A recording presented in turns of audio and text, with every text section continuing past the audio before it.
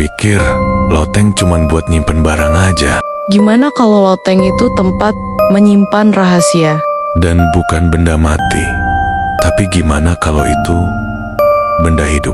Jangan ganggu tempat ini. Bersama El dan Luka, welcome to Vale of Nightmares. Subscribe dulu sebelum sesuatu keluar dari loteng lo.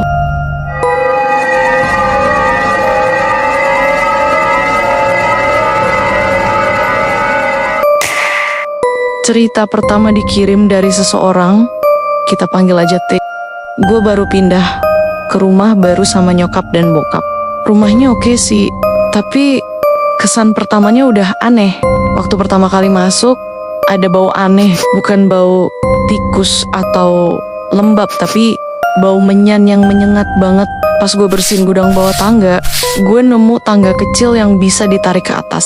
Ternyata itu akses ke loteng. Pas gue naik buat pertama kalinya, sumpah hawanya beda. Nggak panas, nggak pengap, tapi rasanya kayak ada yang ngamatin. Di sudut ruangan, ada rak kecil penuh kotak dan botol kaca. Di tengah ruangan, ada lingkaran dari tali rami, dan di atasnya ada tetesan darah. Masih basah, masih merah. Gue langsung turun gemeteran. Tapi besoknya, rasa penasaran gue menang, gue naik lagi. Kali ini, bawa senter dan kamera HP. Pas gue rekam tuh, suara HP secara tiba-tiba pecah sendiri. Suara kresek-kresek. Terus, muncul suara pelan. Jangan ganggu tempat ini. Center, gue mendadak mati. Dan dari belakang gue dengar suara orang napas berat.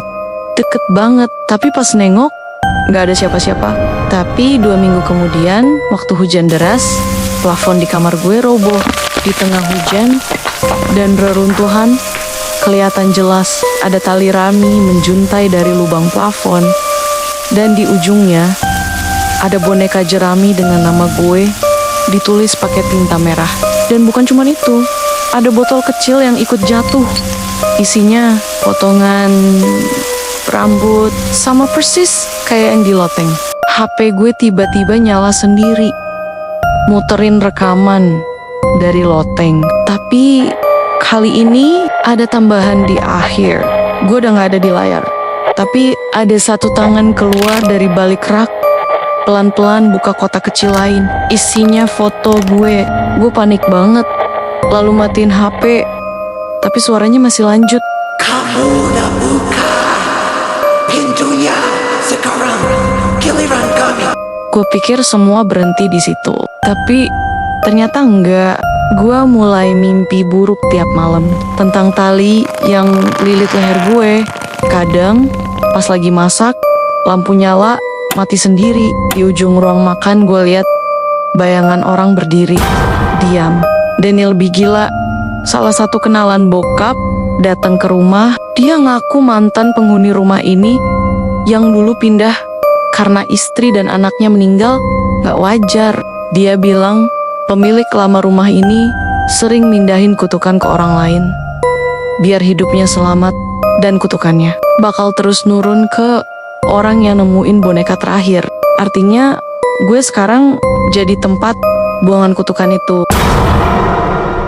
Bokap akhirnya manggil dukun tua.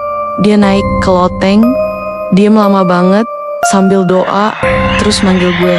Ambil semua botol, kertas, dan bonekanya. Bakar. Tapi kamu sendiri yang harus nyalain apinya. Gue tanya kenapa gue, dan dia bilang karena gue yang buka pintunya. Gue bakar semuanya di halaman belakang. Bau asapnya nyengat banget, bukan bau kayu kebakar, tapi kayak daging busuk. Dan dari balik api, gue ngeliat sosok berdiri, bayangan orang, matanya merah. Setelah malam itu, rumah jadi lebih tenang, tapi mimpi gue belum selesai. Gue masih sering mimpiin mereka sosok-sosok yang gue bakar. Dan di mimpi terakhir, salah satu dari mereka bilang, Kamu boleh bakar semuanya, tapi kamu gak bisa bakar apa yang udah dibawa masuk ke dalam diri kamu. Oke, itu baru cerita pertama dari kita, tepatnya L yang bacain. Karena durasinya panjang, jadi kita bagi part. Episode berikutnya Luka yang bacain. Subscribe buat part 2 yang gak bakal kalah bikin merinding dari ini. Stay tune buat cerita pemancing mimpi buruk lainnya.